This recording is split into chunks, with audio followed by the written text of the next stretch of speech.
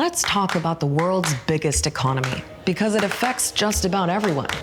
Depending on what you read, the US economy is well on the way to recovery after the crisis caused by COVID-19. The markets are buoyant, consumer confidence is decent. Or it's stalling and leaving millions of people behind.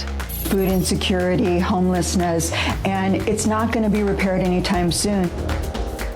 The whole world is trying to get back on track, but how long that will take depends a lot on the Americans. What happens in the United States really does have an impact on the rest of the world. So who really created the strong US economy before the pandemic hit? Is the recovery starting to slow? And is inequality getting worse, not better?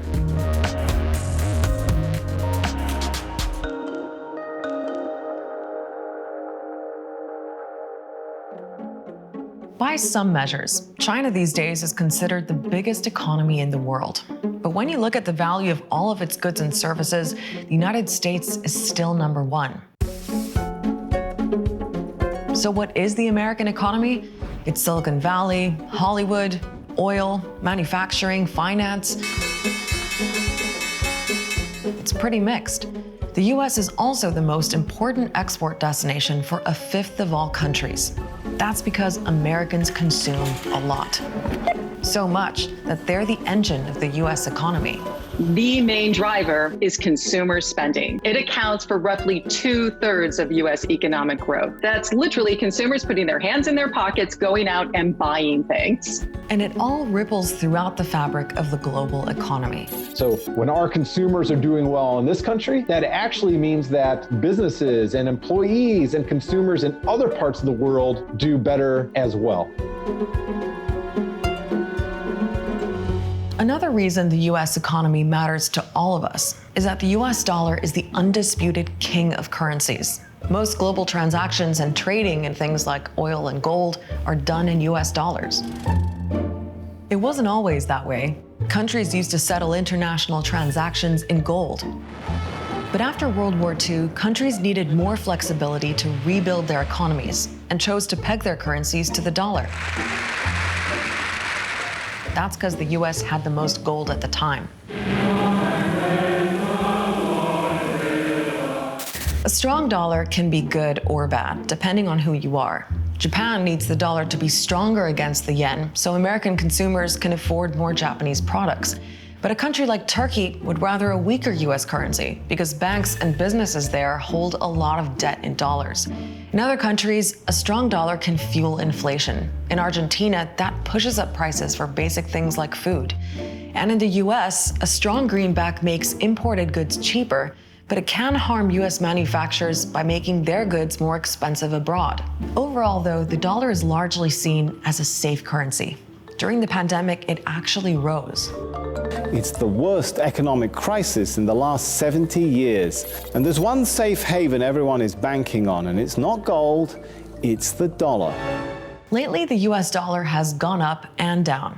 That has to do with all sorts of things. Even a tweet from President Trump can help or hurt the exchange rate. But a lot rides on how the US economy performs. So how is it doing?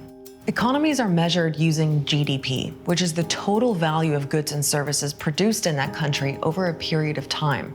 And you can see that over the last 10 years, the US economy has been growing.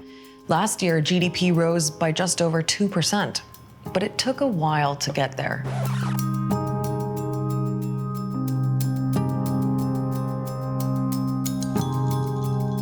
Like the rest of the world, the US economy was devastated by the financial crisis in 2008.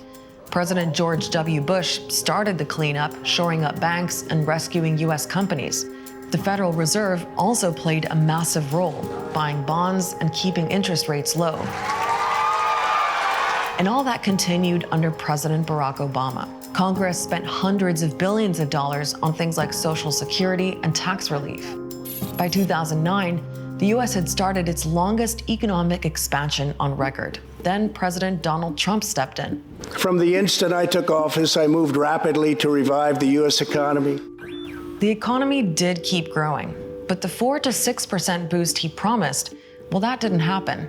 He came into office and inherited an economy that had been strongly growing since 2010. So for 6 or 7 years, growth was already baked in. Trump added his own touch. He cut regulations to make doing business easier and got Congress to pass tax cuts for American workers and corporations. The promise there was to help businesses reinvest money to create jobs. But it didn't always work that way. A lot of those companies used those tax savings to buy back stocks and boost their value instead.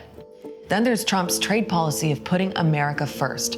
He ripped up international trade deals saying they were unfair and hurt American manufacturing. The United States has lost about 5 million manufacturing jobs over the last 20 years and about 91,000 factories. We've seen over the past few years tensions arise between us and between some of our trading partners. I think one of the things that this current administration has done is put a focus on China. I am the chosen one. Somebody had to do it, so I'm taking on China. And that led to a trade war. The US slapped penalties on hundreds of billions of dollars worth of Chinese goods. China responded with their own. China also found ways around some of those tariffs. They have succeeded in reducing imports from China, but China has just rerouted those imports through other countries.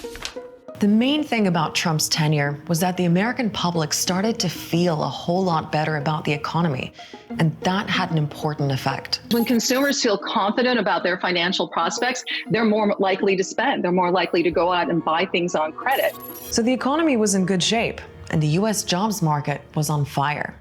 Then COVID-19 came along and pushed the economy off a cliff. Stocks crashing to their worst losses in over 30 years.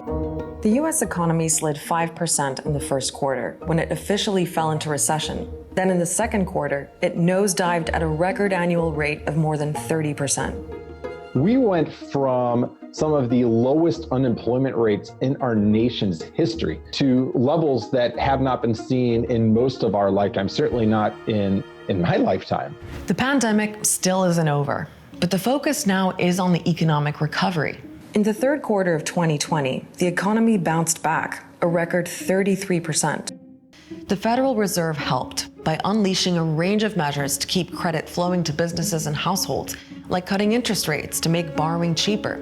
Congress also allocated trillions of dollars in aid to keep workers and businesses afloat and jumpstart growth. That's a lot of money. That was a big help to U.S. households and a big boon to the economy because it helped consumer spending. As you've seen some states reopen, but you've actually seen a very sharp recovery. The stock market also came roaring back. One reason was that tech companies benefited from the shift to people working and learning from home. You know what else is up? House prices. Mortgage rates are at a record low, and lockdowns have inspired many homeowners to sell their digs for bigger ones in the suburbs. So people who own shares or homes, they're doing okay. But what about the rest? Well, some economists are saying this is the most unequal recovery in American history. Those at the top, those who can telecommute, who can do their business by Zoom, are doing fine. In fact, many of those individuals are continuing to receive incomes, and yet they're spending less, so they're saving more. And so their wealth is going up.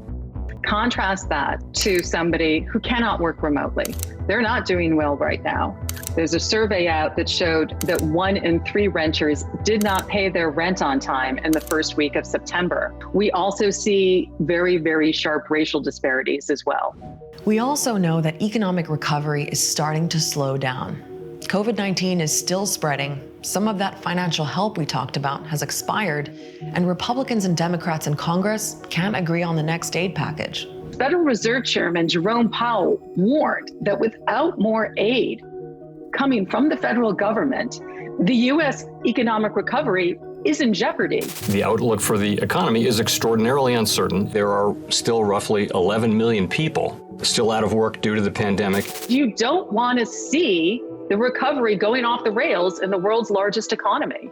Getting the U.S. economy back to its pre-pandemic strength could take years, and how long the virus sticks around will make a difference. We know the world economy is interconnected.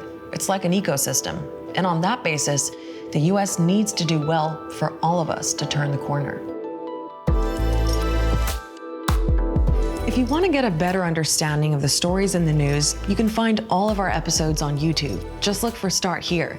You can also find us on Al Jazeera's Facebook page and on our website, aljazeera.com. Make sure to subscribe wherever you're watching, and we'll see you next week.